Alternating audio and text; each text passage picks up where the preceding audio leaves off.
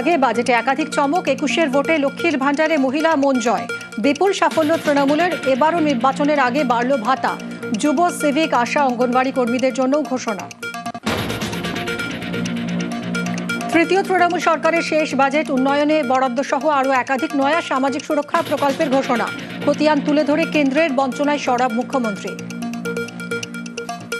আমরা 2 লক্ষ কোটি টাকা বেশি কেন্দ্রীয় সরকারের কাছে আমরা পাই। আমাদের বঞ্চনা করা হয়েছে। এই বাজেটেও আপনারা দেখেছেন বাংলাকে কিছু দেওয়া হয়নি। ওদের সব হচ্ছে সুরানি, আমরা হচ্ছে দুরানি। ভোটের আগে বাজেটে জাগলারি। তৃণমূল সরকারকে তোপ শুভেন্দুর, পাল্টা কটাক্ষ কুণালের। সম্পূর্ণ জাগলারি করে যুবশ্রীকে যুবসাথী বলা হয়েছে। এই বাজেটকে এক কথায় যদি বলা যায় -0।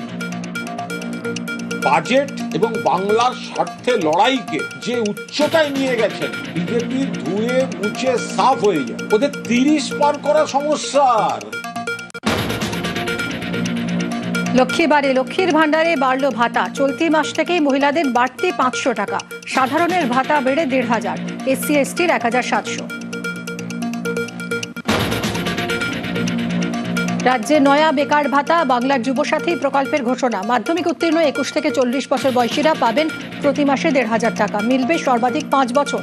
চালু 15 আগস্ট থেকে। আশা কর্মীদের বেতন বাড়ল 1000। 180 দিন মাতৃত্বকালীন ছুটি। অঙ্গনওয়াড়ি কর্মীদেরও 1000 টাকা বাড়তি ভাতা। পার্শ্ব শিক্ষক, সিভিক ভলান্টিয়ারেরও বেতন বৃদ্ধির ঘোষণা রাজ্যের। রাজ্য সরকারি কর্মীদের জন্য জোড়া সুখবর। সুপ্রিম রায়ের দিনই বাড়তি মহার্ঘ ভাতা ঘোষণা সরকারের। পাবেন আরও 4% ডিএ। অবসরপ্রাপ্তদের চিকিৎসায় বাড়তি সুবিধা। ঘোষণা সপ্তম বেতন কমিশনেরও।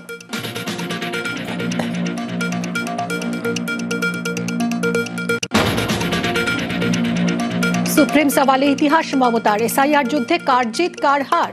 প্রতিবাদ, হুঙ্কার, বিরোধ, সংঘাত। দিল্লি মেজাজ দখল বিরোধী মমতার। বিশ্ব মজুমদারের সঙ্গে দেখুন বাংলা দখলে উত্তাল দিল্লি। সোজা সাপটা মেগা ডিবেট সন্ধ্যে 7টায়।